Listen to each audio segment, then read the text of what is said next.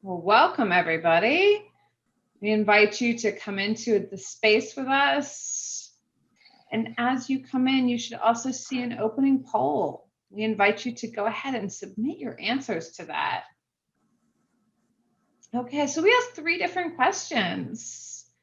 And great, some of this really not surprising. People here are here for all different kinds of reasons, definitely to build skills and prepare to help your community. And we are happy to help you do that. What are you most concerned about? The integrity of the election. And we share that with you. But there is definitely a sense of what people are concerned about, what they want to have happened. And how have you participated in the past? We too have a great diversity and the ways in which people have participated in the past. So thank you for that. It's helpful to know who's here with us, what you're worried about, and how you've participated. We do want to make this as interactive as possible. The chat is open to everyone. At times, we will actively prompt you to add your comments into the chat. At the same time, we ask you to use the chat thoughtfully. We are here to listen and learn, to speak from our own experiences. It's okay to disagree. We just ask that you listen and respond respectfully. And for the record, for everyone here, we are not here to support any single candidate. We are aiming to protect the vote, and we are aiming to keep our communities safe, to ensure that we all are able to get out, have our voices heard, and keep one another safe and secure while we do that. And before I pass it along, I just want to say many thanks and blessings to the team of us that has come together to bring this to you. It's myself, Sarah Amazine. We have with us, you'll hear all our voices. We have with us Jacob Flowers, Lucy Duncan, Mariana Martinez, Sophia Burns, Tim Franzen, and Jordan Garcia. And I would be terribly remiss if I did not speak to the back-end technical supporter whiz, Diana Taliansky. So we appreciate her as well, helping us with the back end of all of this. So on that note, I now will turn us over to Sophia to get us started. Thank you, Sarah. Greetings. Good evening, good afternoon to all 387 wonderful people on this call tonight. My name is Sophia Burns, and it is such a pleasure to be on this call with my friends and colleagues and all of you hopping up in the chat. So as you can see from the poll, we are all here for a variety of reasons tonight. We are here because collectively, in all of our different ways and experiences, we want to know how we can best protect and support one another, how we can work individually and in community to make sure that everyone is safe. There has been a rise in violence and threats of violence during this election season and even before, over the past several years, that many communities have been dealing with, have strategized to keep one another safe. And this is a real threat that is brewing, that we see in our news, that we see on our social media feeds. And many of us, including myself, are often asking, what do I do in this situation? Many of us have faced up some of these situations, and some of them are new to us. So out of that concern and that love for one another and our communities, we come together tonight to voice these concerns, to create space, to be together, and to explore real, tangible tools and strategies for what we will do in the face of harassment or violence against one another. So as we prepare, we're preparing for a number of situations. We will go through scenarios, we will role play, we will ask for your input in the chat. So we will really be trying to give you as much of a hands-on experience as we can. via Zoom so that we're ready in our neighborhoods, we're ready on the polls, we're ready on the streets during protests, and we're able to apply these and feel safer and more comfortable as we come to these different situations. So we come to this with the knowledge that we are the ones that keep one another safe. And with that, let's increase our collective capacity to stand together, to stand with one another, and to defend our democracy and defend the rights of one another. We will also be focusing on slowing down and feeling safe and comfortable in our bodies, paying attention to how we feel in a variety of situations, and building on the power that exists within each one of us and in our communities.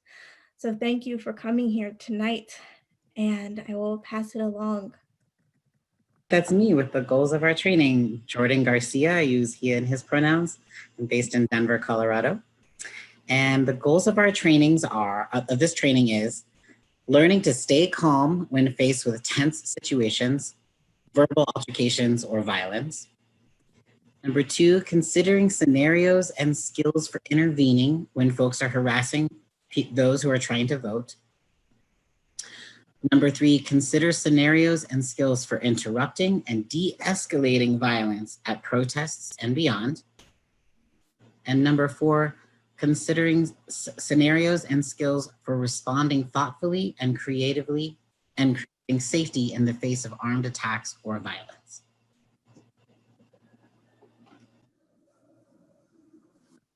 All right.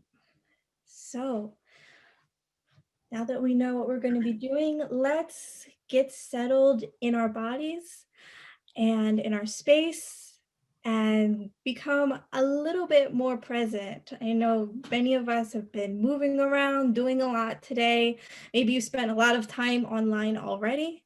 So I invite you to do a little bit of breathing together and get settled for this long and special and important time together. So I invite you to plant your feet on the ground. Plant them firmly on the ground. Maybe you're sitting or you're standing, and feel the ground beneath you, supporting you, keeping you up. Lean your back into your seat and bring your head up and look straight on. A lot of the time when we're looking at the computer, it's so tempting to be staring down all the time. So I invite you to just look up and listen. You can close your eyes, you can hold a gentle gaze, whatever is comfortable for you.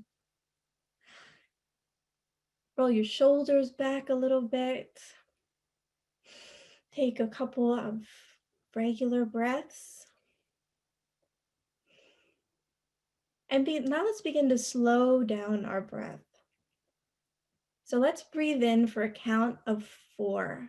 I'll count it for you. And then we will exhale for a count of 4, and we'll do that 3 times. So let's begin. 1, 2, 3, 4. Out. 1, 2, 3, 4, and empty it all out. In. 1, 2, 3, 4, and out. 1, 2, 3, 4. Now let's connect our breath to a very simple movement. If you can and you want to, inhale, again using the 4 breath. Inhale to your left. Move your head over to the left as much as feels good. Maybe give it a stretch.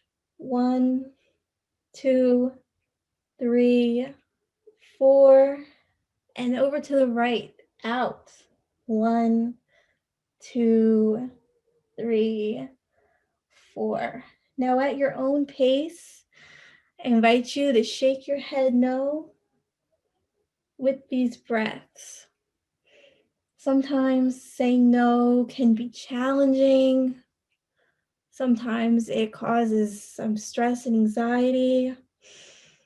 But by connecting in no movement with your breath, perhaps you can find a little bit more peace and comfort with the act and the word of no.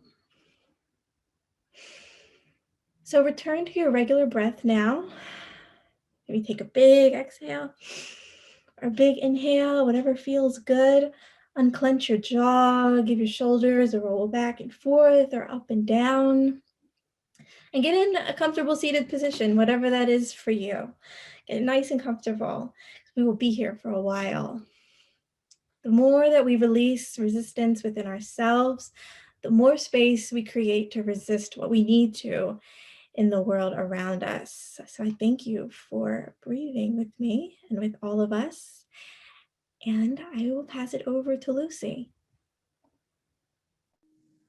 Thanks, Sophia. That's so refreshing and lovely. And I think, you know, at this time and in our culture, we are all in fight or freeze or fawn mode, and just stopping to breathe is a really core part of practicing being able to be present. And as Sophia so eloquently said, be able to resist in this moment.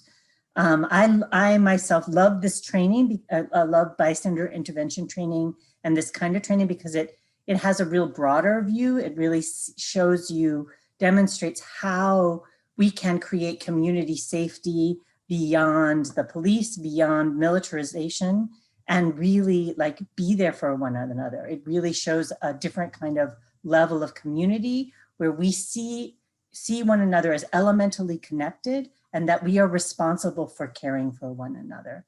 And so I'm going to start with a story that demonstrates that and demonstrates the potential for what we're learning today, and demonstrates the potential for being able to show up in a way that's smart and where we're trained and where we're like centered and grounded, but also that we show up and the importance of that. So in West Philadelphia, a couple of weeks ago, the Proud Boys said that they were going to there was a flyer going around that they were going to be organizing a protest in Clark Park in West Philadelphia, where I live, which is a sort of enclave of progressivism, and people started to pass it around, and very, very quickly people got organized. And on the day that this was happening, there were about 500 people who showed up to the park, and it was kind of a festival feeling. And Jamie Gauthier, who is our local city council person, gave a very moving talk about countering white supremacy. And it came along 1 o'clock when the Proud Boys were supposed to show up, and nobody came into the park. There were a couple people that showed up, one I think that was armed, and there was one car window that was smashed. But really the power of that, just that presence, really kept that potential violence from happening. So we really want to give you some tools so that you can show up in that way. And I think this particular story demonstrates the power of us staying together and responding to in this very difficult and uncertain time, and what can happen and emerge in terms of resisting and showing what we can do instead and being in community, but also stopping potential violence from happening. So I'm going to pass this over to Jordan. Great, thank you, Lucy. So for bystander intervention and de-escalation, these are some of the goals of our workshop that we'll kind of draw out. So we want to reduce and minimize harm in the moment. We want to make our presence known. We want to show alternatives to observers and provide techniques for avoiding harm and protecting others.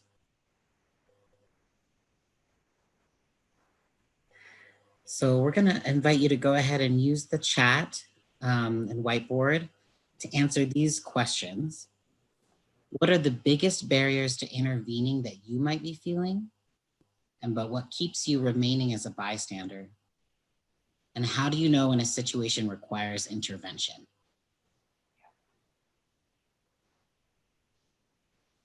I'm going to read a couple of these. Fear of weapons, fear of doing the wrong thing, freezing, fear, fear of retaliation against me, afraid of being attacked. COVID has also been named. Fear of violence, fear of being attacked, getting hurt, but also COVID. That's very real in these times. Fear of personal injury, fear of being arrested. Drawing attention to myself or not knowing what to say. Fear of escalating the virus. Fear of escalating the situation. Those are really important. Yeah. That I might make it worse. Fear I will do the wrong thing.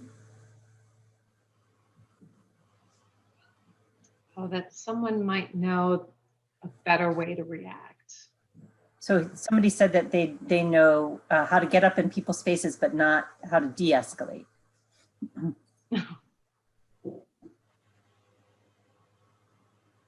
Don't want to intervene in other people's.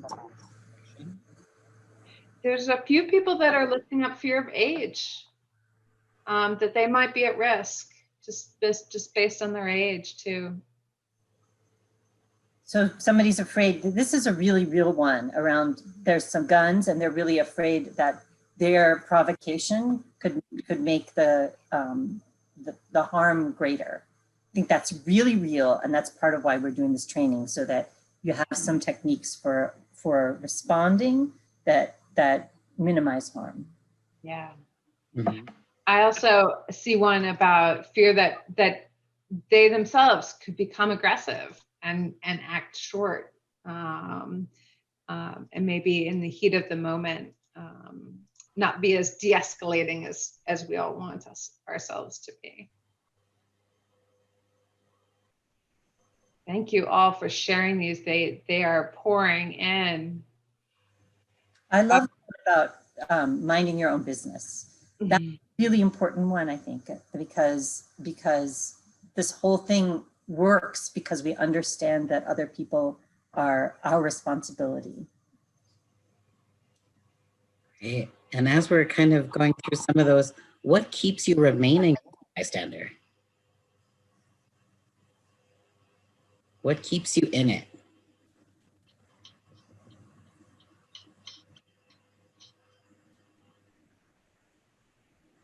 Fear, Afraid, not understanding what's going on, which was reflected earlier too, about not knowing the full context. Mhm.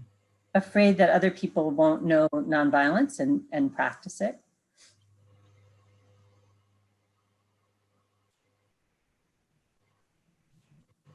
Mhm.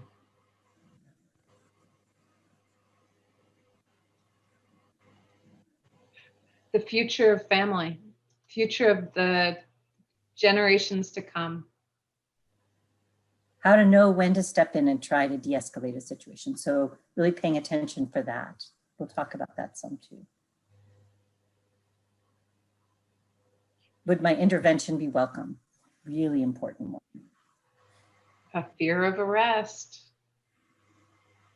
Mhm. and definitely a sense of overwhelm. These are moments that are full of overwhelm, aren't they? Not wanting to get killed. That's really real. Yes, it is. This is great. I'd like for folks to populate the chat with, how do you know when a situation requires intervention? This is of course very situational, but anything that comes to mind. That they're asked.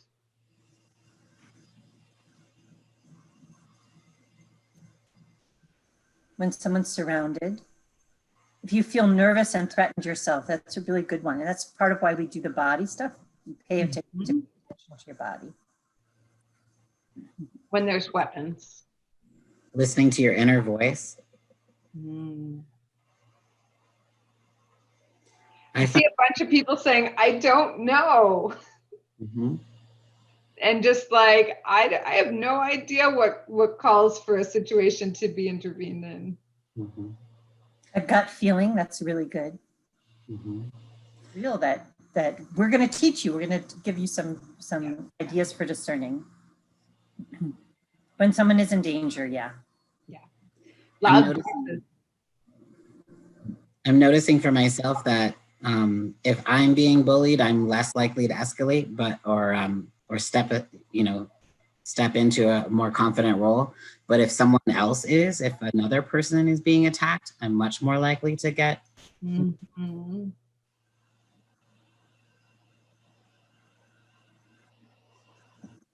When my privilege and credibility can be leveraged to reduce harm. That's great. Yeah. So I'm thinking that someone more skilled will do it. That's really important. That somebody else will come in and save the day. Ooh, that if I stand up, others will stand up with me. Mm. When my higher power leads me. Great. Yeah, I'm seeing things around just kind of listening to that gut, that higher power, the vibes, just feeling the instincts.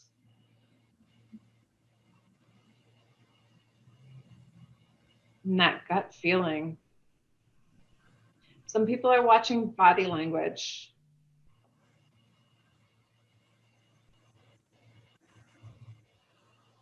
And the expressions on people's faces. Also a sense of when people are outnumbered, it might require intervention.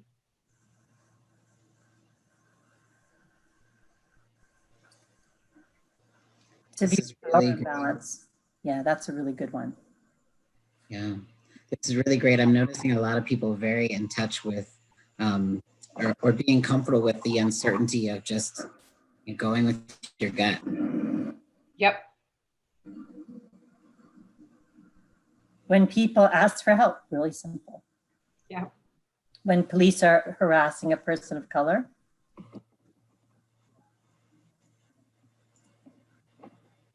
Great.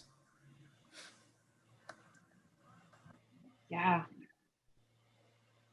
That's a really powerful list. I appreciate you all for sharing your thoughts with us on that.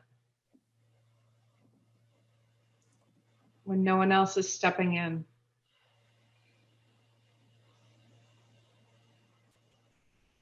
And I'll go ahead and invite folks to also populate the chat with answers to our next question, which is, what would you like to be done if you were being harassed?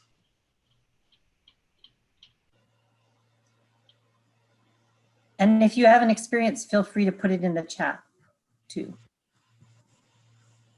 An experience of where somebody helped you while being harassed. Yeah. You want someone to stand with you, to be by your side. Anyone to come to my aid. One of the first ones that went quickly in the chat was, ask me what I need. Good catch, yes. Somebody to accompany me, that's really good. Distract the aggressor away from me. Remind me to breathe. Yep, and don't leave me.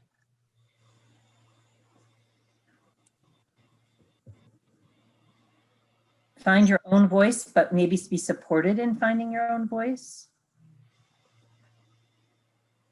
Someone record. Someone step in and speak up. Someone being a witness, just that can be really like, yes.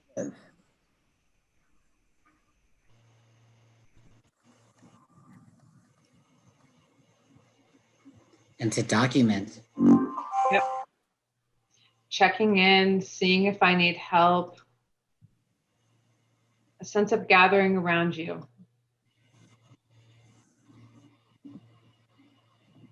So Barbara has an experience that we want to listen to in a minute, but Pete, go ahead and keep adding your things. And Barbara, if you're willing, we'd love for you to tell us that experience. Oh, someone to validate I'm not wrong.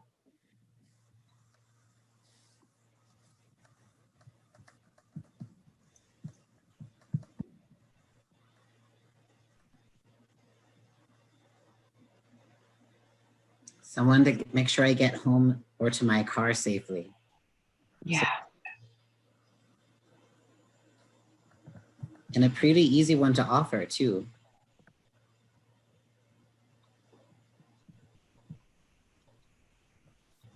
And I like the be with me, but be calm. I'm noticing a lot of these are about recognizing your humanity. Yeah.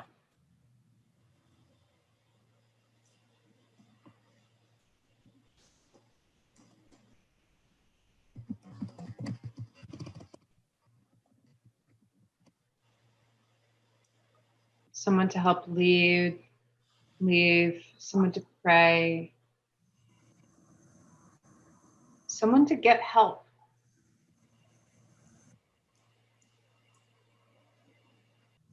I liked this one. I wouldn't want someone to speak for me or assume without asking that I have the same reaction to the situation, what they should do.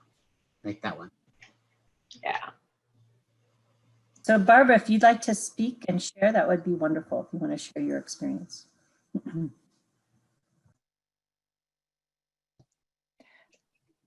I was being harassed by a man who was cursing and pointing a finger at me. We were at a community meeting. He did not like my request. And a man stood up and stood between us. And once the man stood up, the harassing guy backed off. And I felt very protected. Great, that's a great story, Barbara. Thanks. Thank you so much for sharing that.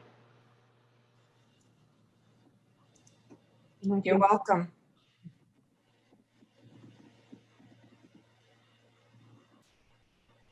So we have one thing that we're going to talk about. One person says not to call the police unless being asked, and another person says call the police. We're going to actually deal directly with that.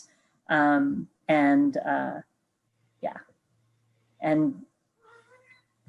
part of what we're teaching is a world where people don't have to be armed in order to create safety. Yep.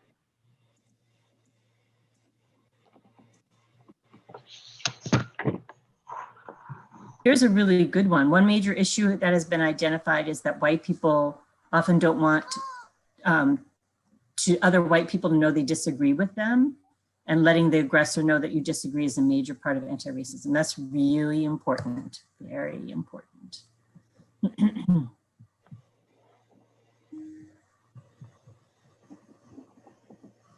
And Bridget says, I would honestly hope the police would not be called. So yeah, we're going to talk more about that. There's a wide variety of how people feel about that. Yeah, this is great. Maybe it's good to go ahead and move into Sophia's next component so we can get there. Thank you all so much for sharing so much and volunteering so much information. It's hard not to be in person, but it's really good to feel that you all are present with us. Yeah, that was awesome. Awesome to see everyone sharing. So there are a lot of different questions in the room. So we've got a couple of key foundational tips for bystander intervention, things that you might want to write down, things that you might want to text to a friend. Keep these ones in mind because they will be at the center of how we're thinking about bystander intervention during this training and hopefully beyond. So the first tip is to be alert, to scan your environment.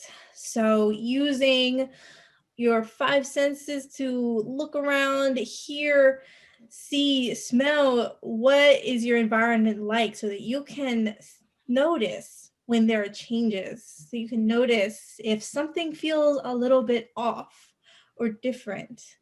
It is awesome the amount of people who are talking about trusting their gut and going with their intuition, and being aware of your environment and your surroundings is a huge part of that. Notice how your body is responding. Are you tensing up? Are you maybe breathing really quickly? Do you feel a little bit warm or maybe a little bit cold and clammy? Know how your body acts and reacts. You know yourself, and your body is often telling you what's going on. So if something doesn't feel right, there probably is something wrong, and that you should respond to that. Remember to breathe. We'll be doing this throughout this session, breathing and staying within your body and staying present and reminding yourself that you in this moment are present, that you are here in this situation is so, so important, especially when we are feeling scared or anxious. Sometimes it's our natural response to go to the past or the future, but staying in the present is number one when you're in a difficult situation, and breathing is your pathway to staying present. Be ready to say no. Saying no, as many folks might recognize, can be hard. People recognize that in the last exercise. Saying no can be the scariest part, and also the part that makes the greatest difference. Saying no to an unjust situation is, as bystanders and as people who are ready to intervene, is our priority, to learn how we can say no and be strong in that no. And finally, go into a situation with a buddy if you can, somebody who you can check in with and be next to, so that if something does happen, somebody knows where you are and what you're doing. And if you don't have a buddy with you physically, it's important to text people, call people, have people know where you're going and what you're doing, so that your folks know that you're safe. And if something does happen, your folks can help you and step in.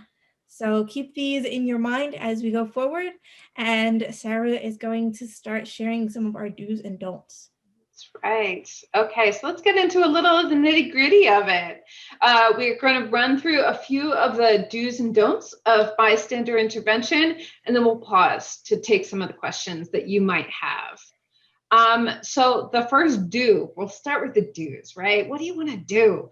To make your presence as a witness known. Make that eye contact with somebody who's being supported. Ask them. We heard that when we were reflecting on people. What do you want? You want someone to ask you if you need help. If you feel safe, move yourself near the person being harassed. Create a distance or a barrier between the person being harassed and the attacker. And again, if the person being harassed consents, you can film or record the incident to help support them. Thanks, Sarah. That leads me to come in on our second group of do's. So you do want to take cues from the individual being harassed. So you want to look at that individual. And as you're taking cues from your own body language, the tone of your voice, you can also take cues from the person that's being harassed. So are they engaging with the harasser or not? You can help to make suggestions if they're not. Would you like to walk with me over to this area? Can I help you move to another train car? Would you like for me to help you get this man to leave you alone? And then follow their lead, right? And as Sarah pointed out to, making that eye contact first of all, so that that person knows that you're there to help with your eyes, and then follow that up with some words so that individual knows that you're there to help them in that situation. You also want to notice if the person being harassed is resisting in their own way, and honor that, right? A person being harassed is going to say what they're going to say. They're going to react in the way that they feel called to react. And especially for a lot of folks that may not be used to a lot of yelling, you may not be used to folks using certain types of language. Certainly my kids would agree that I should watch mine sometime. You may feel called to say, hey, like maybe if you weren't using that tone or using that language, this person wouldn't be harassing you. That's not your role in that place. All that you know is that a person is being harassed by a harasser, and you want to take your cues from the individual that's being harassed. If they're raising their voice, consider raising yours as well. And certainly don't tell them that what they're doing is wrong. And then finally, what you do want to do is you do want to make sure that you're sticking around to follow up with that individual. You want to delay for long enough after that incident is over to check in with that individual, see if they're all right, and see if they need anything further. For some of the things that were harvested from our previous conversation, you want to do simple things like seeing if you can walk them to their car, their place of employment, or their home so that they feel safe until they get to a place of safety. Great. Safety is paramount. We absolutely do want you to keep both of you safe.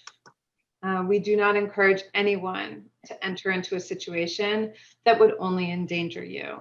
So one thing is always to just be aware of your surroundings. Watch where things are happening. Watch where you could go. What would a safe place look like if you needed to move? Are there others watching that you might be able to make contact with and pull in to support as well? Working in a team is a good idea, especially if you believe you're going into a situation where you may be acting as a bystander. You might intentionally go as a team or a trio so that you aren't trying to be an interventionist on your own. But you want to consider, if the person being harassed wants to, how could you move to a safer place, and considering what that safer place might be. Can that person get there? Are they mobile? Do they want to? Does it create more safety versus harm? And this is really just about always being aware of your surroundings. Thanks, Sarah. And we've kind of broken this down into the 4 Ds of bystander intervention. Distract, direct, distract, delegate, and delay. And so first you want to be direct, right? You want to step in directly to intervene in a situation. Sometimes that's a verbal stepping in. Sometimes that's actually stepping in with your body to intervene between yourself and the person that's being harassed. Second, you want to distract, right? So you can think of creative ways to do something to distract the person that's being harassed. Sometimes that can be something like getting the store manager, if you're in a store, to say, can you help me to stop this man from harassing this person? Sometimes you can pretend like you know the person that's doing the harassing. If it's a white man that looks like me, I might consider walking up to him and saying, hey man, like, how you doing? I hadn't seen you in a minute. Can we step over here and have a conversation real quick? There's a lot of creativity that you can use to create safety by distracting that person. Third, you want to delegate. And as Sarah was just saying, you're likely not the only other bystander in that area that's witnessing this harassment or this violence. And so you can look around you, and using the verbal cues, using eye contact, seek to bring others in to help you. Appeal to their humanity as yours is being appealed to in order to help this person. And finally, delay, right? This isn't a situation where you say one thing and then you leave. This is a situation in which you should stick around.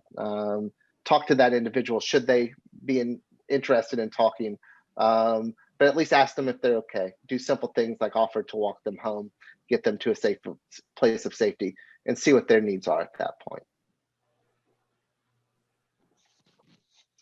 So let's talk a little bit about some of the don'ts. And this one can be a little tough for people. We already saw this come up a bit. Our first don't call the police, or don't assume you need to call the police. For so many people, including Arab, Muslim, Black, queer, trans folks, immigrants, the police cause greater damage for the person being harassed. You need to take your cues from the person being harassed and really understand whether the police would be useful. Police are called in to take a wide variety of crises from where others are better prepared. to step in and help. And the second don't here is don't escalate the situation. I think we saw this early on when folks were brainstorming again of like, make sure you come in with calm if you are going to be an interventionist. The goal is to get the person being harassed to their own sense of safety, not to incite violence from the attacker. And finally, don't do nothing, right? Silence is dangerous. It communicates approval and leaves the victim without support. And in instances where you may feel too nervous, you may feel afraid for your own safety to say something, you may not have practiced some of the no techniques that Sophia invited us into earlier, you can actually move your body closer physically to that person. You can actually stay around in that space. You can begin recording. You can make your presence known in some sort of way. But silence is dangerous. In some places, folks would say that silence is complicity. And so it's very important that we find a way to intervene in some way. Yeah. So those are our do's and don'ts. Here's a little refresher of them.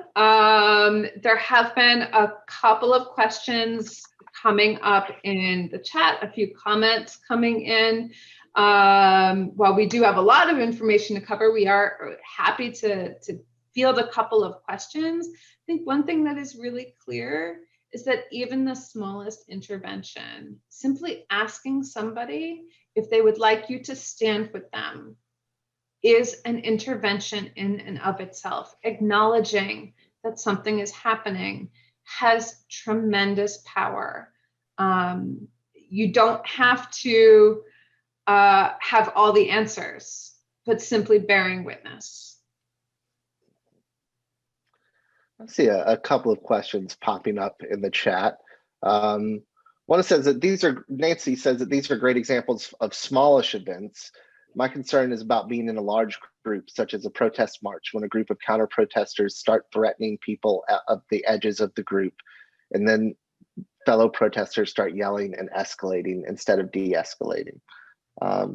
Nancy, that's a great concern, and I think that we're going to be getting into just those kind of scenarios as we move on in the training. What we're really offering in this are those kind of interpersonal, one-on-one situations and dynamics that we see on a regular basis in our everyday lives. But it is the basis, right, of learning de-escalation techniques, of learning bystander intervention techniques that gives us the floor to be able to move to looking at what those larger strategies could be like. Yeah. A couple of other questions. What if an actual crime is being committed? Mm-hmm. And again, we want to take the cue from the person that is being harmed, and what would make them feel the safest. At this point, we really need to center what is going to bring that person the greatest sense of safety. Another person says how to say no and not escalate.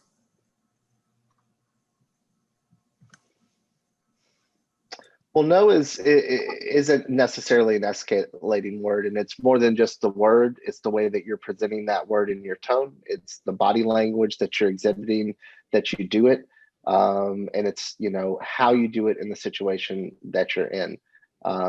Me with my fist balled up, yelling no at someone is a lot different than presenting myself openly, making eye contact with that person, and letting them know that I'm saying no in reaction to their behavior towards someone else. And so I think, with all of these, you've got to listen to your gut, as many people have already said it, what's going to work in that moment. But many times using a strong no to interrupt that moment can give enough of a breather for things to start to calm down, or for you to at least find an exit strategy for yourself and those others that aren't safe at that point. And I do see a note about what if we are asked to call the police. Again, we are taking the cues from the person being harmed. And if they feel that having the police present would bring them a sense of safety, that is the cue we would take. And there's another question from Karen. Is it good to call the police when white supremacists are the harassers? I don't know that there's a single right answer to that. Well, I would say that a lot of police are white supremacists. And there in Philly, there was a big Proud Boys incident where in Fishtown, where a lot of Proud Boys were harassing people. They brought baseball bats and the police were giving them water. So they were colluding with them. So yeah, it's real important to keep that in mind, that there are a lot of white supremacists in the police. Yes.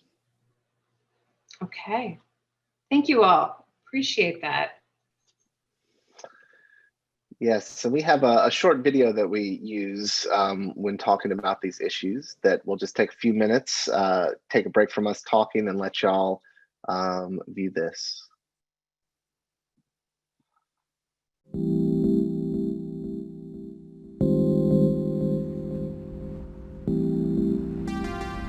The United States has a long history of violence against people of color, disabled people, Muslims, immigrants, and LGBTQ people. In our current political moment, white supremacists and white nationalists have been emboldened, and as a result, public attacks are on the rise. Many people aren't sure what to do if they witness a racist or transphobic attack. Here are some ideas.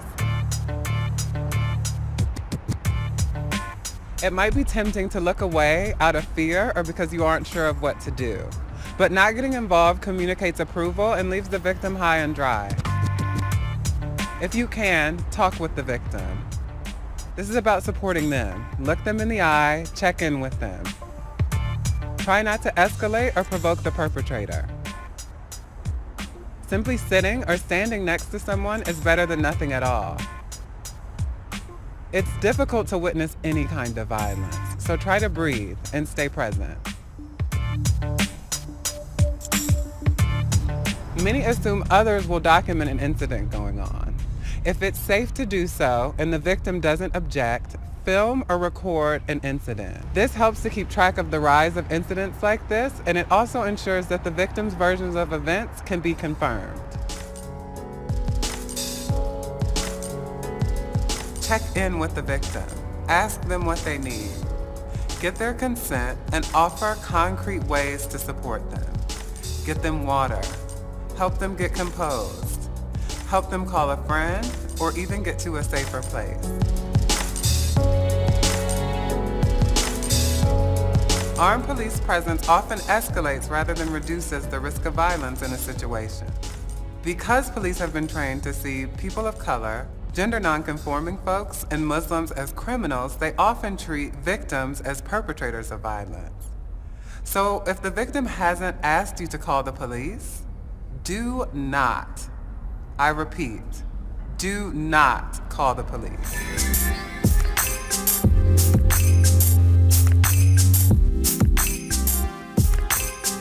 The culture of white supremacy and anti-Blackness is perpetuated by our media, political systems, and social media.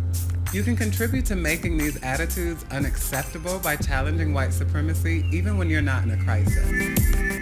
If you're white yourself, talk to your white family and friends about anti-Blackness and white supremacy. Do it every day, especially when you're in an all-white space.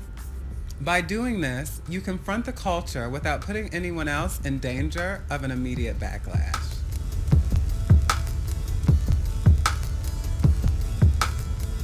Now is the time for all of us who believe in justice to come together. It doesn't have to look one way. You can canvass, you can phone bank, you can write letters, or you can even create art for the movement. Taking it to the streets is always nice. But if you don't have time for that, you could always support the marginalized populations who are on the front lines of this work financially. White supremacy and anti-Blackness affects all of us, and fighting against it affirms all of our humanity.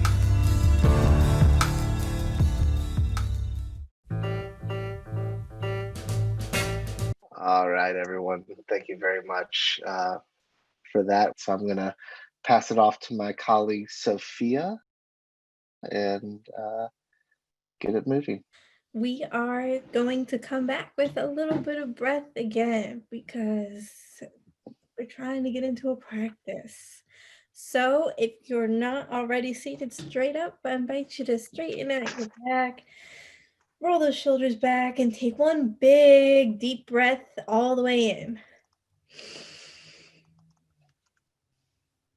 And all the way out.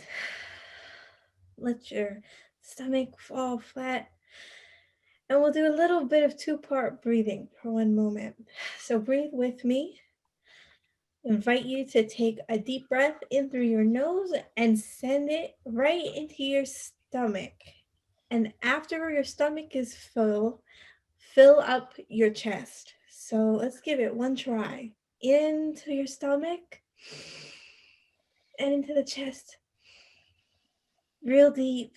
Now out through your stomach and out of the chest. Very good. One more time. In through your stomach, into the chest, out of the stomach, and out of the chest. Let's give it one more. Into your belly, into your chest. You point your heart up to the ceiling, and out of the chest. Let's return to our normal breath. If you closed your eyes, I invite you to blink your eyes open. Take a look, maybe take one big stretch, wiggle your fingers, arms up, arms back down to get settled into this next part of our training. And Mariana, I'll pass it over to you. Hi, good evening, everyone. My name is Mariana. I'm coming to you live from Miami, Florida. So thank you so much, Sophia, for that breathing exercise. Now we're going to take everything we just learned and put it into a little bit of practice. What we've done today is our team has assembled a bit of scenarios of what we're expecting that could happen before and after the elections. These are scenarios that we got from personal experiences and things we've heard of. So for the next few slides, what we're going to do is we're going to read the scenarios out loud for you, and they're also going to be on the screen. And then our amazing team, there are actors for tonight, and they'll be role-playing what's been happening on these scenarios. And then we will discuss in the chat and just, give some feedback on what you could have done differently, what you just observed, and what you would feel in that moment. So let's get started. I'll tag team with Jordan on reading these scenarios.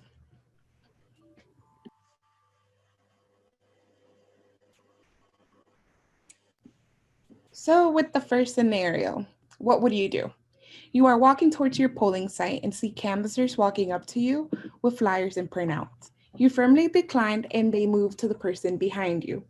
The canvassers begin to bombard the person behind you with a loud tone and aggressive body language with opinions and insults because the person they are voting for is their opposing candidate. You can sense that the voter behind you is uneasy, intimidated, unable to walk away. What would you do? So for this scenario, we're going to have Sophia as our bystander. We're going to have Lucy and Tim as the harassers and Jacob as the intimidated voter. So they're going to play out the scenario. And then from there, we'll discuss, our feelings and what could be better. And action. I sure am looking forward to voting today. This line is going to be fun. Catch up on my Facebook feed.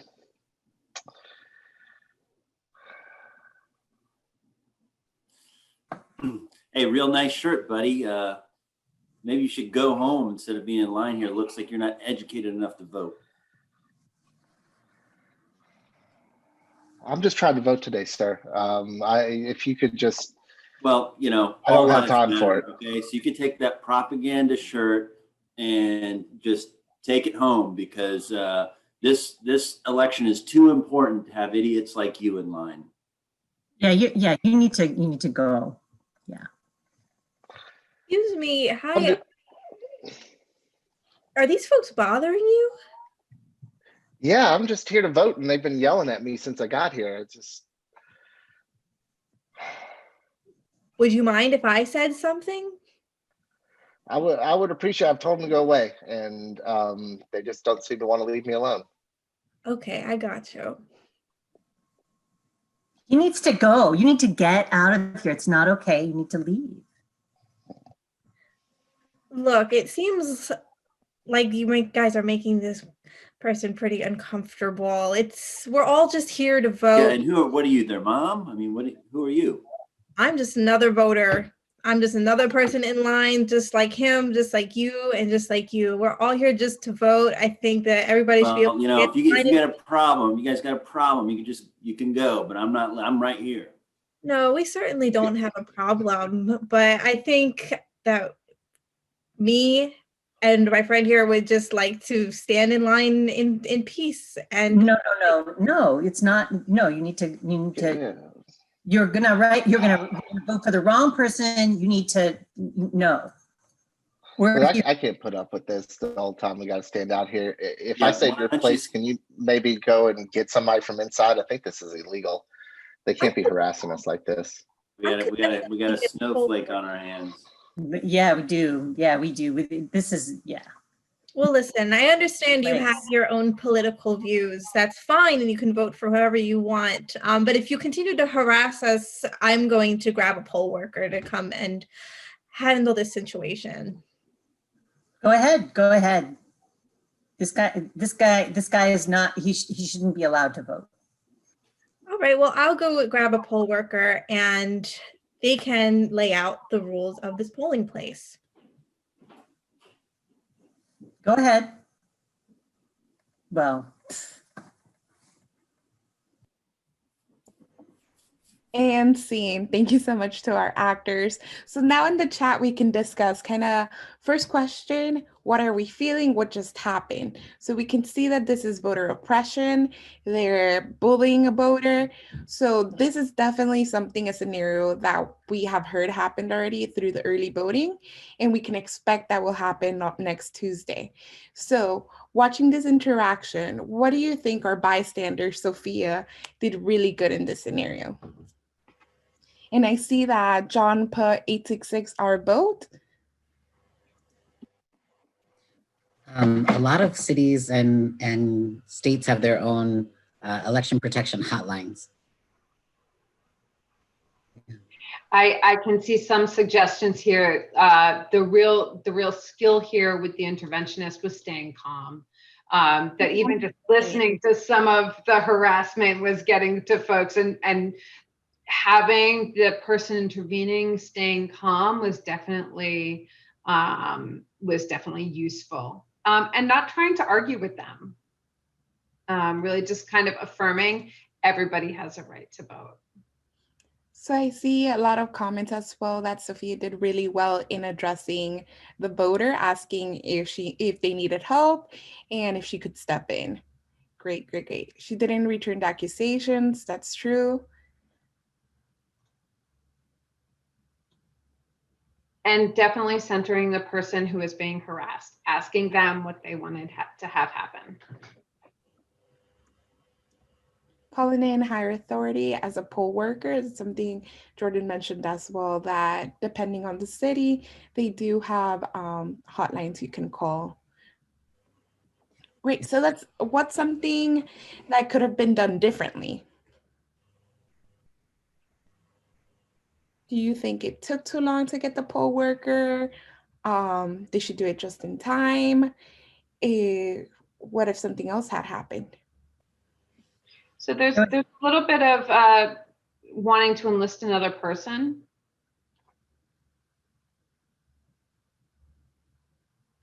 So asking someone else in line to get the poll worker. Mm-hmm. The person. That's good. Some suggestions to focus on the target. Just ignore the harassers. There's a lot of comments here about what's allowable in terms of clothing and propaganda at certain places.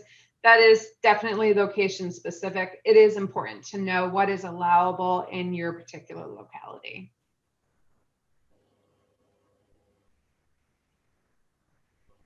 saying, are you aware that this is voter harassment? That's good. Mhm. Right. And I think the most important thing is not backing down and not letting, in this instance, Jacob leave the polling site, affirming that they should be here and that they have the right.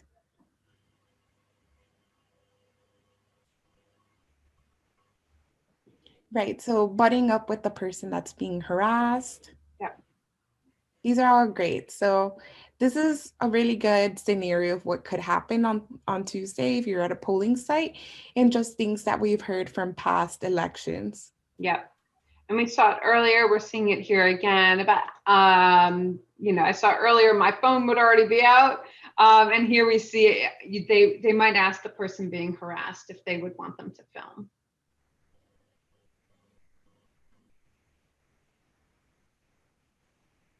There's some other great ideas here in the chat. And that somebody says it's not viable to get a poll worker because you can't go into the polls, nor can the poll worker leave. So the judge would be the person, but for the judge to come outside, the poll is unlikely. Our vote is the best choice, actually, because they can speed lawyers to your site fairly easily. Thank you for that tip. Yep, that is great. And then this one, lately I've been engaging voters that I don't agree with in a genuine conversation. How about you tell me calmly why you are supporting your candidate? I've been amazed to see that they often will switch gears and just talk like normal people if my question is sincere. Great tip. So there's different numbers to call. So it depends on your area. Someone asked what's the number to call. So 866-ARBO is guessing the national hotline, but also in your city and state, there should be. And I'm seeing a lot of people stepping up, commenting that they are already prepared to be poll watchers, and that they've already signed up and ready with some of those phone numbers quick at hand. So I'm glad to see some of that. Great. So we have a lot of interventionists on this team. So this good. This is a good one. Shall we move on with the next? Sure. So this is a scenario. So instead of having a role play, we'll kind of discuss it similar to what we're doing now. In this scenario, what would you do? You are at a rally that was quickly organized around the issue of election integrity. It's an organic mass action and it's unclear who's in charge. But there's police in riot gear and they have quickly begun to form a line that begins to move towards the crowd. What would you do? Go ahead and share in the chat some ideas that you have. Like the people are still excited to talk about the other one. Mm-hmm. Okay, so we've got two of them. So we've got some folks talking about linking arms, sitting down. What do you think about that, Jordan? So one thing I want to say about the word run is that if you are in a confusing place, don't ever use the word run, even if the word don't is in front of it. So the best thing to do is just to encourage. Oftentimes I'll just, project my voice and just say, let's walk, let's tighten up, let's get closer together. And then there's another question here or statement here about possibly forming a line. I think that's an interesting idea. A line can help a lot, especially if there are people who want to form a line who are trained as marshals or security. And that's not always the case that you might have marshals and security, but it is a great idea to form a line. I do want to talk a little bit about the sit down suggestion. I'm seeing that pop up a lot in the chat. There's a lot more discussion, I think, that that George would want to have about this too. Yep. Oftentimes, these officers will because you're indicating that you have no intention of moving and they would like for you to move. So sitting down is usually seen as an escalation by police officers. So if you are going to sit down, you want to be not the only person sitting down. So what I would probably suggest first is to tighten up as a crowd and make sure that we've got people safe, and then kind of some quick conversations with the people around you and see if that's working. There is a suggestion to strip down and be in a yoga pose, which I think was used in a protest in Portland. What do you all think of the stripping down? It was pretty arresting, and I think, or that's a funny word to use, but. I see a clergy saying that they would get in the front of the line as well. Mm-hmm. Asking people with privilege to get in the front of the line. Mm-hmm. And when we're talking about a line, we're talking about a line that's kind of long, probably. So maybe that even looks like people who feel more vulnerable can be towards the center of a crowd, with the people who feel less vulnerable towards the outside on the edges of the crowd. Mm-hmm. Sophie, sorry, Jordan, for the folks that would like to move towards safety, do you want to talk at all about what a safe space might be? Mm-hmm. Yeah.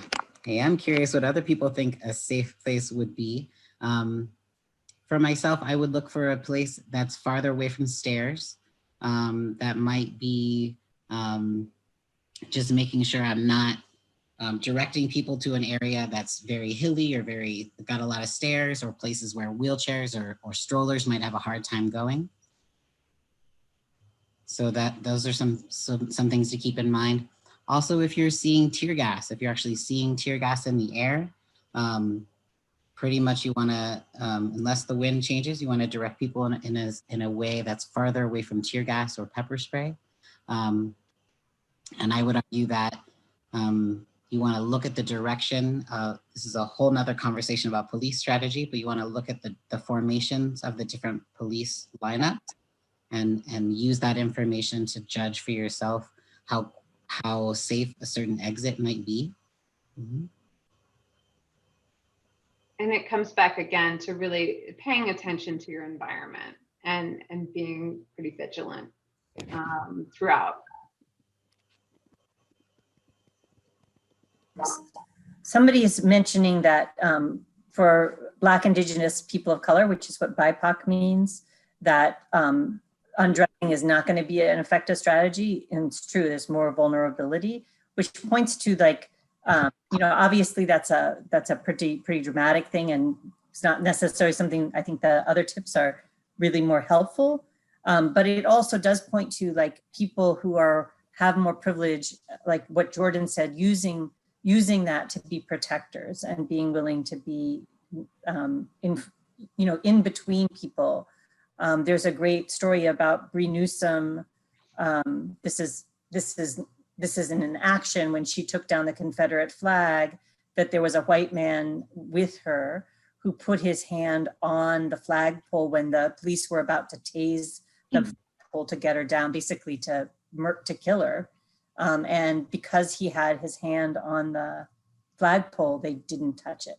So just to really think about your social location also in these situations. I want to talk a little bit about the singing together comment, because I think that's really interesting. What police typically do, their most effective weapon is fear, right? And so they set a tone when they start to get into their riot gear and when they start to move closer to people. And singing together is a really effective way to counteract fear. It's not something you can always get people to do in every moment, but there are some options for figuring out how to change the tone of a situation. And if you can decrease fear, the weapon that police have to control crowds changes.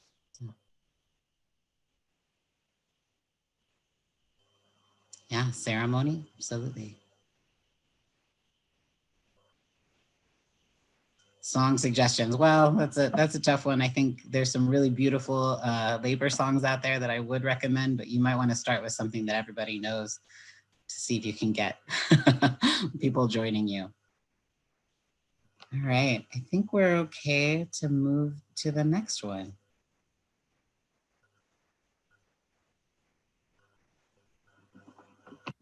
All right, so for this scenario, we will have our actors again. So in this scenario, what would you do? You're voting at your local polling place and it's crowded with very little social distancing. The person in front of you, you learn their name is Sam, is using a wheelchair and is early on you chatting briefly about the weather. The polling center staff turn to the person right away rather rudely, saying their name is not on the voting rolls. Sam's getting very agitated, immediately starts raising their voice and gesturing loudly. They demand to see a supervisor, but the poll watchers instead try to escort the person out of the building. There's a lot of pushing and yelling on both sides. Sam makes eye contact with you as they shove a poll worker.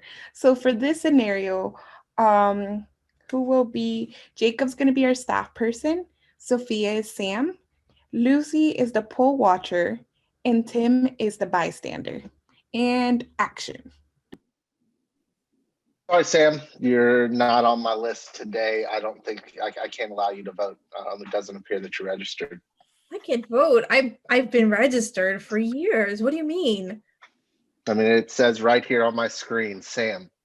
Sam's not on there. Oh my goodness. I can't believe this. How are you going to do this to me? This isn't fair. Sorry. It's not my It's problem. clear. It's clear. Let me help you. Let me escort you out. Let me help you. I'm not leaving. I'm not going anywhere. I'm voting today. Hey, wait, Sam's a friend of mine. Look, is there any way that we could get a supervisor here? I mean, look, I understand that Sam may not be on the polls, but aren't you required to let Sam know where the place to go is? I mean, Sir, I'm not sure who you are or why you're in this conversation, but Sam Sam's is a friend not of mine. registered to vote. There's no way that Sam can vote. I am registered to vote.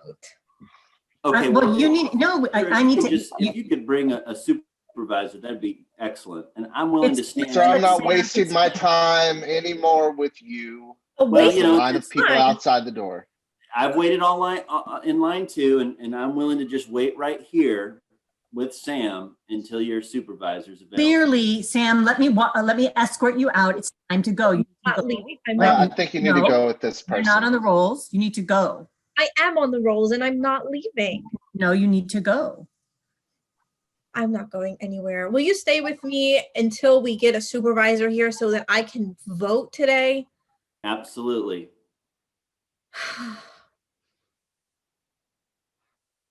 And scene.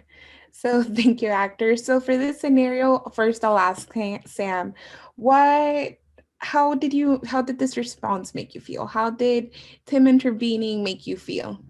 Well, Tim's intervention made me feel like I wasn't out of line for demanding my right to vote. And also I felt less alone, less afraid, and ready to ask for what I needed for my demand, which is to see the supervisor. Great. So I see a lot of movement in the chat, which is really exciting. So now there's a lot of talk about a provisional ballot. So let's talk about that a little bit and what that can happen. Also, for this response on bystander training, how do you think the bystander responded? Was it a good response? Could it have been better? What would you have done in that moment? As for a provisional ballot, confirming that Sam has the right to be there. Saying, Sam, you can vote today. Shall we go to find a moderator? Yeah. Tim, you were excellent. You were firm. Yep. You're unmoved. Assured that they would stay together until they got a resolution.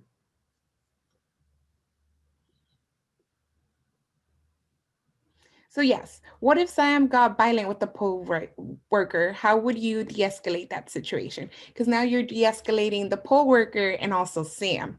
So how do folks feel about that?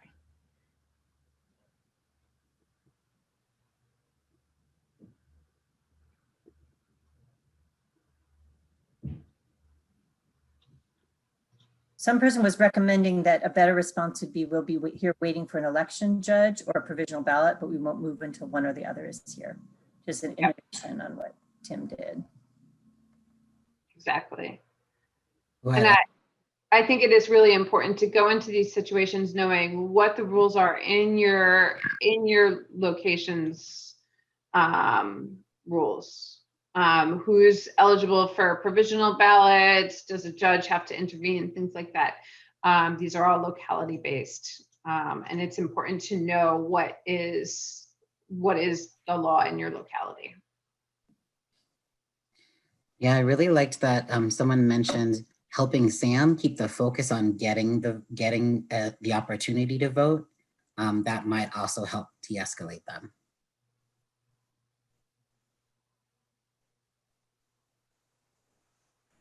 Reassuring Sam. Mm-hmm.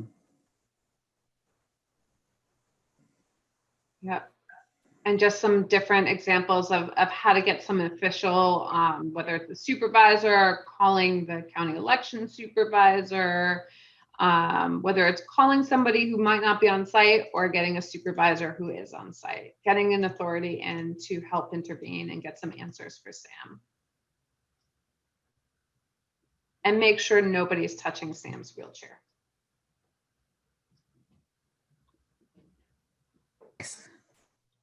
Great. So we're checking in with Sam. We're also saying we're not leaving until we talk to someone higher. These are all great ideas and what should be done. Yep. Don't touch Sam. And certainly with permission, document and record if you're able to. Great. We feel okay. I think we're feeling good about this scenario. What I'm really liking about this is that we're noticing that you all have really great ideas. There's a lot of wisdom in the room, the metaphorical room, and that we're really kind of trying to demystify. You do not have to have a PhD in peacekeeping in order to do this. It's a lot like acting like a good friend. Yeah, let's go ahead and go to the next one.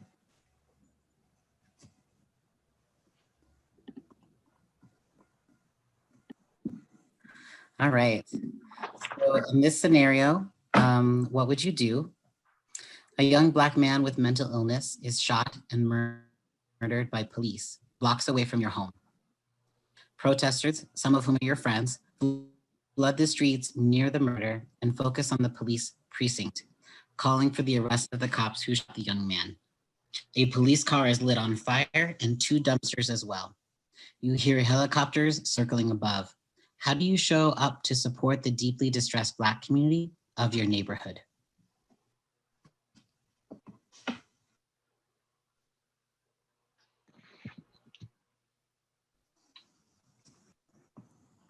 So For this one, we won't have actors. first thing is show up. Noticing people are still commenting about the last. It is what happened scenario. yesterday in Philly, yes.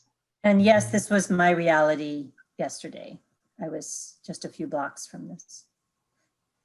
Mhm. Call other people, show up peacefully, follow the lead of Black leaders. Show up with your camera to record. Mhm. Follow Black Lives Mhm. Matter Philly. Yes. Somebody said Mhm. follow Black church leaders, and actually today at 4, Black clergy had a demonstration. Show up, bear witness, and record. Mhm.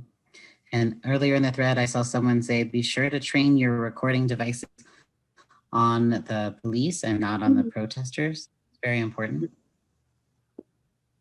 Bring a friend and the family. Marilyn says there are lots of ways without taking the streets. Really important. Letter to the editor, donate to Black Lives Matter. Bail funds. Protest, promote this on social media, bail funds. So there are, that's also like really important that you assess what you're up for, but you can still do a lot of other things, just like bystander intervention in general. You could donate water, Gatorade, first aid kits. I'm seeing on the chat as well. Mhm. And reminder, we are in the time of COVID, so sometimes we don't feel comfortable going into protests. And like Lucy just mentioned, and how folks are going off in the chats, there's a lot of ways to help. There's something that Adam says, when there is violence and chaos, I think you should stay out of it. Maybe video the conflicts. One person cannot stop a mob. So I want to be like, this is a police murder in so many that and so many where no one is getting justice. And so the rage that is here is just rage, because there is not justice happening for Black folks. And I mean, like my neighbors, like you can feel the tension. This is a horrifying tragedy, and it's been happening for centuries. And so I think that responding in a way where you're expressing, you know, I'm not going to light something on fire. But I really do want to say that property damage is a really different thing than the loss of someone's life. And it's not necessarily something I'm going to do, but I think that, and I can show up in a way that's really consistent with who I am. But I think that the Black community is deeply grieving an injustice that they have not been able. They've been doing a lot of work, but it's still coming at them. So I think it's really important to keep that in mind. Mhm. Yeah, and we definitely saw some suggestions in the chat of just showing up and offering comfort to those who are upset or just needing someone to sit with them and help them gather their composure. Mhm.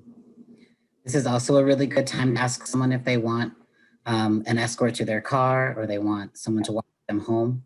Absolutely. Or someone also mentioned opening up their homes for sanctuary if people have to disperse, like they did in Washington, D.C. Mhm. And somebody said to observe, because sometimes the more extreme acts are caused by provocateurs. And it's documented that an instigator actually was the first person to light the police precinct in Minneapolis on fire. So it's like use discernment about what's happening as well. That's really important. Mhm. And as a street medic myself, I will go ahead and address the milk tear gas conversation. Yep. Tear gas and pepper spray and a lot of chemical weapons. Again, their number one use of that is fear, is inciting fear and pain. Very few exceptions, tear gas will not kill you. And in about 30 minutes, all your symptoms will go away if you are experiencing tear gas with no treatment whatsoever. However, some people have thought that milk will help. Milk is not a great idea for tear gas because it can cloud your vision if you need to run or move away quickly, and it can bring bacteria, and it's just not a good idea. And water is the best treatment for tear gas or pepper spray. Copious amounts of water. It's easy to donate. It's easy to keep shelf stable. So always water. If you do want to get trained as a street medic, there are many cities, larger cities will have their own street medic collective. And right now online, you can search for health and safety trainings and street medic trainings if you're interested in that. And John says Black leaders don't always agree on the approach, and that's really, really true. There are many groups, and you can find one that you want to participate in and support.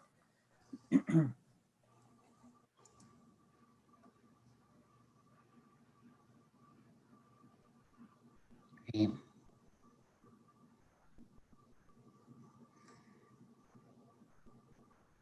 It's nice to see people really struggling with what's the best role for themselves in any of these situations. I think it is important to look at our own identities and to see what is the most appropriate role for us. And that's not always clear, but I think with a little bit of reflection, and we hope that this time is a time for you to do that reflecting, you can find the best path forward for you. I often like to say, you should think about what your sphere of influence is.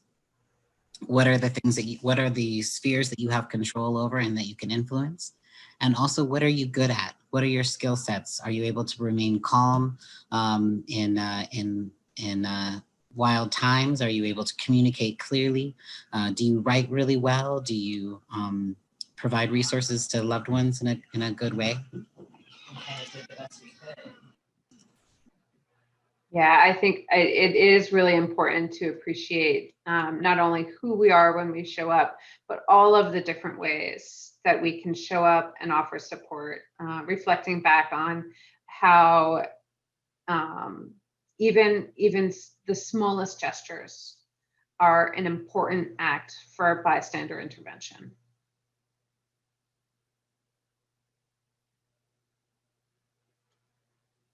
Great. I think we can move to the next one. So for this scenario, it is November 5th. You are participating in a peaceful post-election day protest. Protest outside the county election headquarters. People have gathered to demand that every vote is counted and they are not leaving until they are. Armed counter-protesters have arrived and gathered in the area close to you. They start approaching the area of protest where you are standing and they're hurling insults. So this was a question that was brought up in the chat.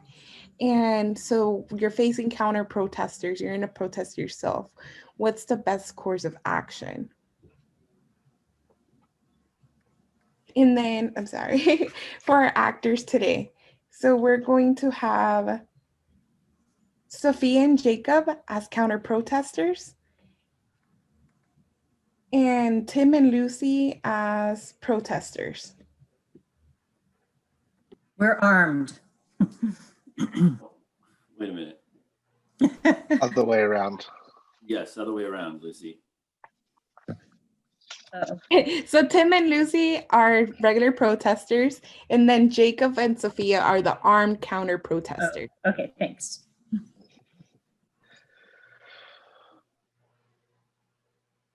Armed security, it's time for y'all to move. The 3% is here.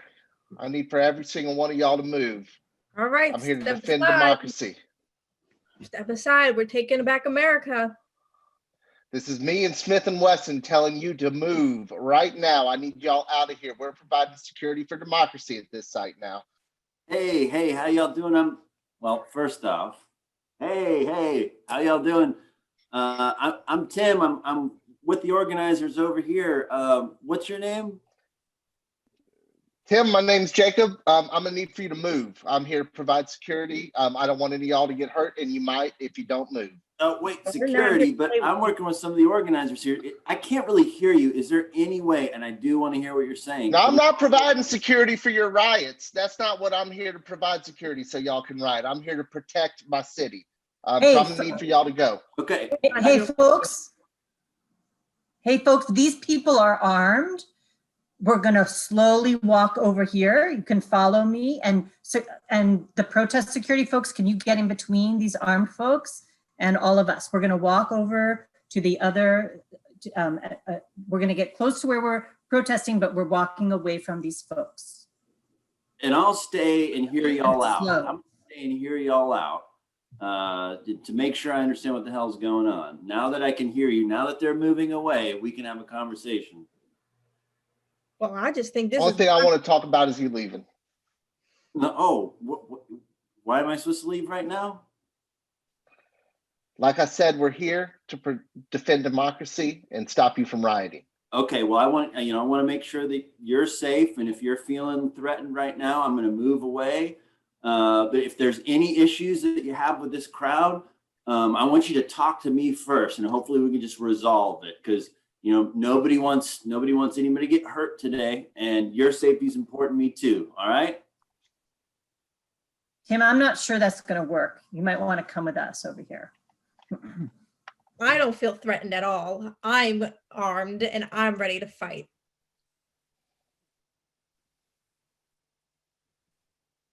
Okay, well, nobody over in this crowd wants to fight you right now. So, if there's any issue that you have, you just talk to me, and I hope you all have a great day. Great, thank you. All right, so let's name some of the things that we saw. So folks are saying Tim did a good job in introducing himself, and let's move over here. Asking for clarity, also pulling back. So one thing we also wanted to mention in this scenario is that sometimes, let's say after November 3rd, November 4th or 5th, there's an action, there's a protest, it could come up organically. So it doesn't have to be one group leading this protest. It could just be a couple of folks feeling some type of way, meeting up out of place, and there might not be security. So what would we do when there's not an organized protest? What would you do? So let's try both scenarios. One that Lucy did, where she goes and contacts security or just wranglers for the protest. And then also scenario of when there's no one, it's just a very organic protest. Yeah. The chat is definitely showing support for both of the strategies and some reasons why each might work. Some appreciation for Tim, remaining calm and just kind of like going directly at this person, but staying in a calm, neutral tone, trying to kind of de-escalate, and also deep appreciation for the role Lucy was taking with saying, this isn't safe. Let's help to move some of this group away. And I just want to be clear that, hopefully, even in a very organic action, both of those things should be happening. I would not frame it as one or the other. It could always be both.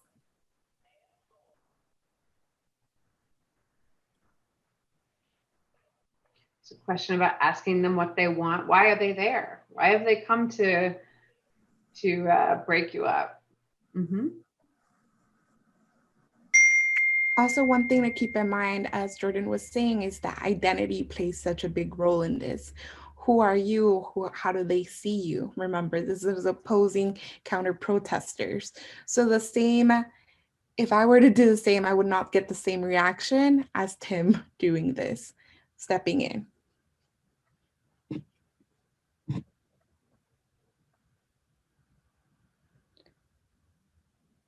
Yes, Tim said they would know because of counter protest of sexism.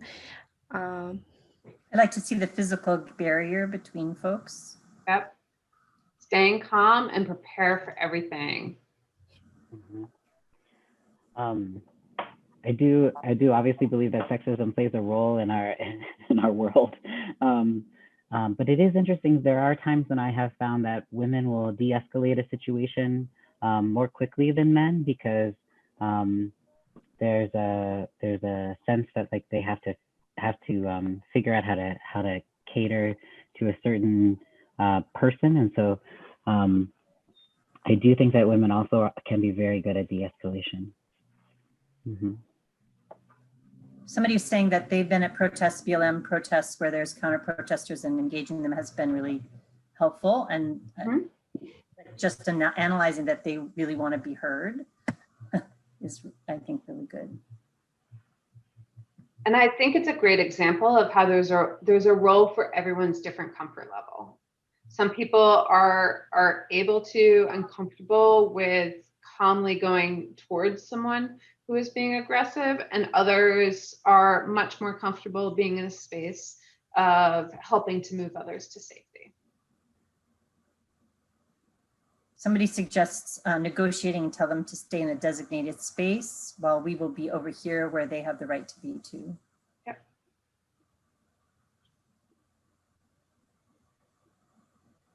So engaging in conversation has proved effective for some cities. It's not shouting, just talking calmly.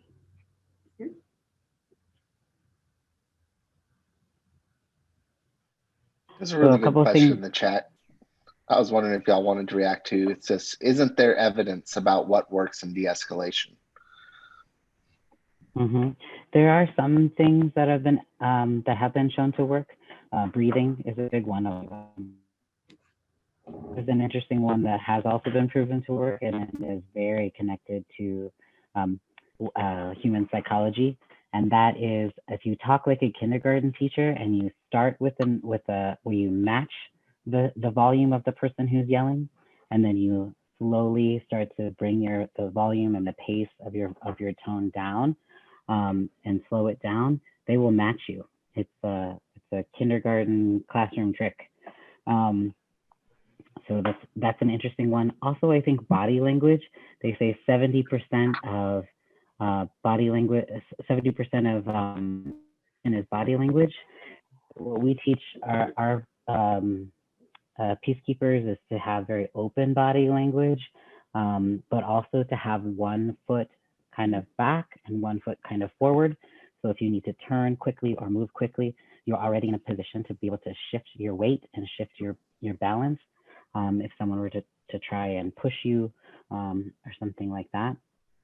Also, it's really, really important to not act alone, to have a buddy, to have somebody who is your buddy and can act as to have your back and to kind of keep you informed of what's going on around you as you're making meaningful eye contact with someone that you're trying to de-escalate. Somebody also asks about if you have somebody who is in the protest sort of on your side, antagonizing the armed people. What do you do in that case? I can take this one again, but I don't think there's necessarily a right and wrong answer to this one. I believe for myself that I don't want to have a role in silencing anyone, and I don't want to have a role in taking the power away from someone to express themselves. But what I would do is probably approach that person and say, just so you know, there's kids here, there's undocumented folks here, there's people who are probably more vulnerable than you. So I want you to keep that in mind. And that's something that has worked for me. I would probably, again, for myself, not err on the side of silencing someone, but rather giving them information to make a decision based on more information. And there's a follow-up question, two people talking about armed protesters show up to protect us at a BLM protest. What do you do with that? They were not part of the official organizing body, and then in another case they were. So what do people feel about how to handle that? I think the fear is strong right now, and we're going to be seeing a lot more armed people on both sides. So I definitely, on my perspective, I agree with Jordan. That's also happened down here in the South, not necessarily armed, but, agitators. So we do remind people, hey, this is our community. We respect what you're doing. But right now there's, children here, as Jordan mentioned, and just a lot of undocumented community members in the protest. So let's be mindful. And also calming that person down really seems to help, and being like, hey, let's go over here. Don't pay attention to this person. Let's walk. And Tim might have some tips on that one too. And Jordan too. Well, the question, or one of the questions I heard is like, what do you do if like the person you came with is armed? That was the first one that I heard. And that's a situation in which I really feel like if I came with you, I feel pretty comfortable, like, just real talk. And for me personally, I don't feel particularly comfortable with it. So I would have that conversation. But I think the way that I approach organized militia that's on our side or an individual that I don't know is going to be very different and a lot more respectful. I think we're likely to see large actions that there really isn't one group in charge of, in which case I definitely, the last group of people at a rally that I want to go up and try to police is a group that's armed. And then I think it's also really important to understand why you might see folks that are armed at rallies. I think there's contributing factors, decades of nothing happening around this issue, and people continuing to be unsafe, where I might not feel comfortable running around with a gun. As a white guy, I have not been constantly bombarded with the idea that I must have one on me to protect my persons. So that, I think as a lot of people are asking this from the Quaker perspective, I think that we have to, hold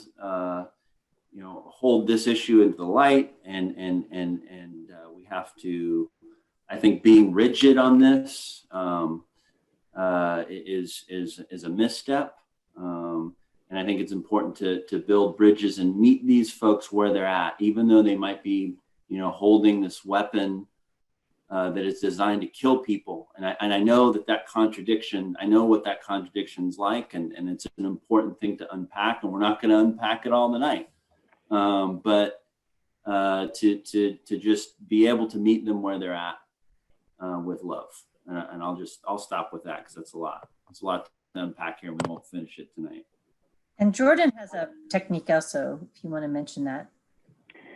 Yeah, it's similar to the previous one, is that I think it's important that people have the information that they need in order to make decisions for themselves about where they want to place themselves at any given event or action.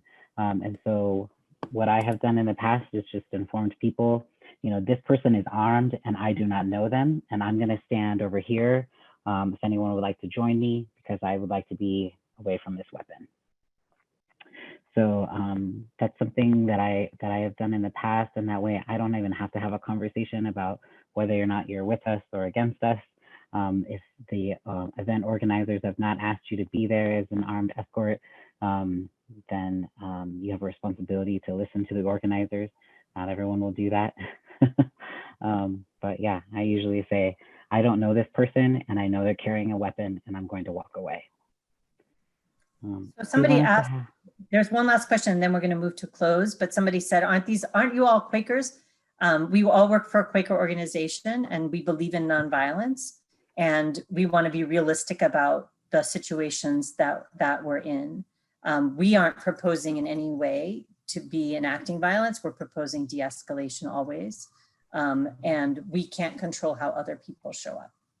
And I think what Tim said is having some understanding of why people might be doing is that, to me, that's part of nonviolence, is understanding what like just with Tim trying to engage the armed protesters, that we want to try and understand why somebody does the thing that they do. That's, for me, a basis of nonviolence as a Quaker.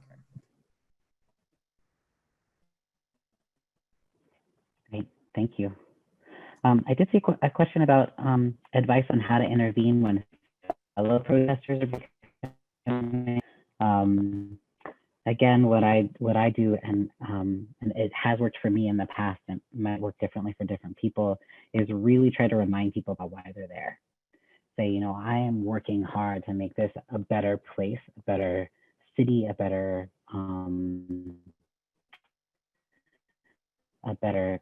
state for my kids and for the young people in my life. And that reminder, a little bit of a grounding, has been really helpful for protesters who are escalating.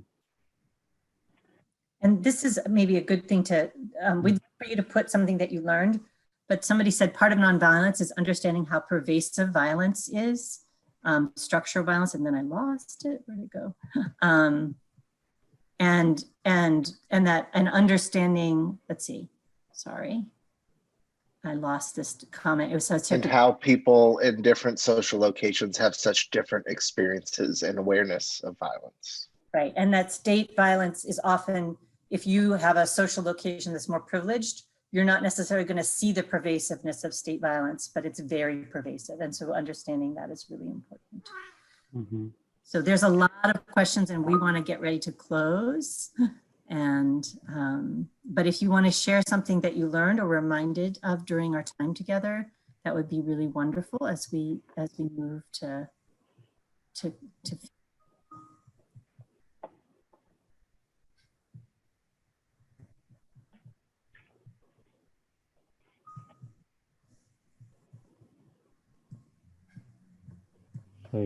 So sharing something you learned or were reminded of during our time together. Encouragement to try. Emphasis is stepping up. Mm-hmm. Do something. May the peace be with us next week. Not to call the police as a first response, really important. Absolutely. Always center the victim. I appreciate how body awareness is really important.